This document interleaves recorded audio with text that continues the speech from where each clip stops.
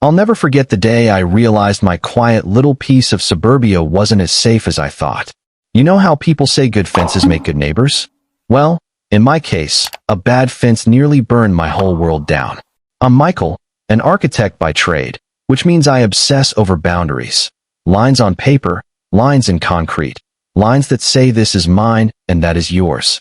12 years ago, I bought a modest lot on the edge of Portland's suburbs, less than an acre, tucked against a patch of fir trees. I poured myself into it. The house ran on solar, the backyard stayed green without choking it in asphalt, and the crown jewel was my workshop, a garage that was more like a sanctuary. Inside sat every tool I loved, from precision routers and planers to a walnut bench I built with my uncle before he passed. It wasn't just a garage, it was part of my identity. Then came Dennis. Early 50s, Range Rover, khakis 2 sizes too tight, always with that smirk like he'd figured out the secret to life. At first he seemed harmless, asked me about drainage for a deck, even shared a beer on my porch. But soon he started circling the real thing he cared about, the property line. He'd make little comments, like, that spruce tree looks like it's leaning into my side. Or funny, your garage feels like it's bleeding over a bit. Huh? I brushed it off, showed him the laminated survey I'd kept on hand, proof every inch of my workshop was mine. He'd chuckle, but his eyes never laughed.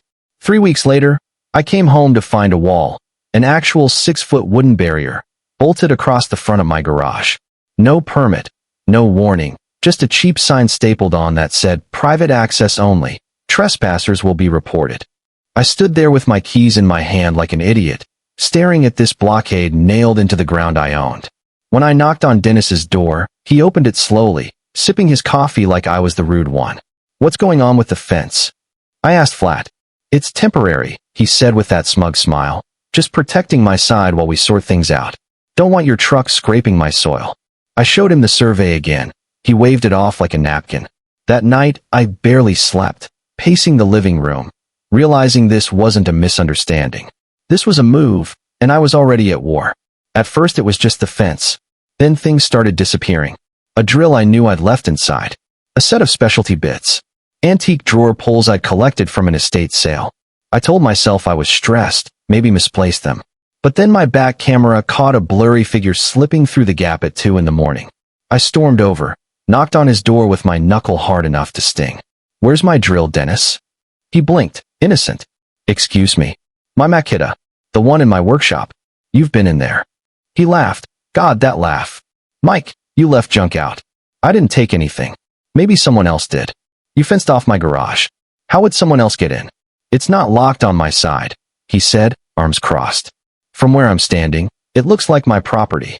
I felt something tighten in my chest, that mix of rage and disbelief when someone lies right to your face and dares you to prove them wrong. I filed a police report. They sympathized, but without direct footage, their hands were tied. Civil matter, they said. So I doubled down. New cameras, hidden ones this time, detailed logs, receipts, everything. Not long after, Dennis upped the ante.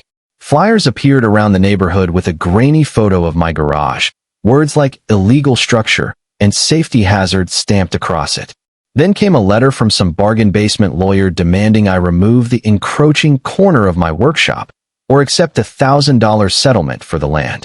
I poured a whiskey at noon that day, laughed so hard my cat bolted under the couch. The diagrams were fake, overlays scribbled on with shaky lines, no county stamps, no signatures. Just a bluff. With my lawyer Nathan, we dug deeper. Turns out Dennis had pulled this stunt before, down in Eugene, Oregon, claimed a neighbor's greenhouse crossed his lot, faked maps, even shifted his fence to back the story. The judge there had called him intentionally misleading. I thought, great, I'm living next to a con artist with a Pinterest board. Then came the breaking point. My hidden camera caught Dennis himself, broad daylight, unlocking my side gate with a stolen key, slipping into the garage, walking out 6 minutes later with a duffel bag he tossed in his SUV like groceries. That was it. I filed for breaking and entering, demanded charges, handed over the footage. Finally, the cops took it seriously. That same week, at 2 in the morning, my motion alert pinged. I figured raccoon, maybe a stray cat.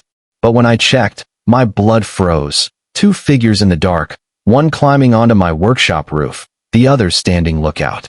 I grabbed the shotgun, crept along the side of the house in my flannel pajamas, heart pounding. I hit the floodlight. Boom. Yard lit up like a stage. One guy bolted over the fence. The other froze, caught in the act. Get down.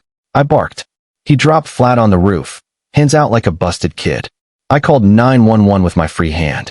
Turns out it was Dennis's nephew, backpack full of burglary tools, including a key to my gate. He folded instantly, told the cops his uncle gave him the key, told him to see what's in there. That was the nail in the coffin. Within hours I had a restraining order, legal clearance to tear down the fence, and police crawling through Dennis's garage. They found my missing tools, bins, drill, antique vise. And, even better, a color map of my property covered in his handwriting. Arrows, notes like, weak lock here, and reclaimable. It looked like a child's treasure map, but it was enough to prove intent. The court battle was brutal, but almost funny. Dennis showed up in a suit 2 sizes too expensive, trying to argue the fence was just a temporary placeholder, and that the tools in his garage weren't mine. The judge wasn't buying it, especially when Nathan pulled out the Oregon case file. "Mr. Daniels," she said, peering over her glasses, "is there a reason this pattern of behavior has repeated itself across state lines?" His lawyer asked for a recess. Request denied. The ruling landed like a hammer. Fence removed within 72 hours at Dennis's expense. $95,000 in compensation for stolen equipment. $50,000 more for fraud. And here's the kicker. The judge granted me 5 feet of his land as compensatory territory. 5 feet. He tried to steal from me, and in the end, I legally owned more of his yard than before. The neighborhood turned cold on him. No more waves, no more chit-chat. He packed up within a month, Range Rover idling in the driveway, while movers hauled out his curated decor. No goodbye, no one to see him off. I watched from my deck, coffee in hand, cat purring in my lap. 2 days later, contractors tore down that fence under a city inspector's watch, planks crashing like dominoes. My workshop door stood open again, sunlight spilling in like nothing had ever happened. Today that garage is stronger than ever, reinforced locks, new lights, walls lined with tools both old and new. On weekends I host woodworking classes for neighbors, teens building birdhouses, retirees shaping cedar benches, folks who actually respect space instead of trying to steal it. Above the garage door hangs a brushed steel sign I had custom made. It says, "Respect the boundary or lose your ground." And every time I look at it, I think about how fast peace can shatter when someone decides your lines don't matter, how close I came to losing not just tools but trust in my own home. So now I'll leave you with this. Was I right to fight fire with fire, to push back until the law not only cleared me but handed me part of his land? Or should I have taken a quieter road, swallowed the insult, let the system sort it out slowly? Drop your thoughts in the comments. Tell me if you think justice was served, and share your own stories about neighbors who pushed too far. I'm curious, where do you draw the line?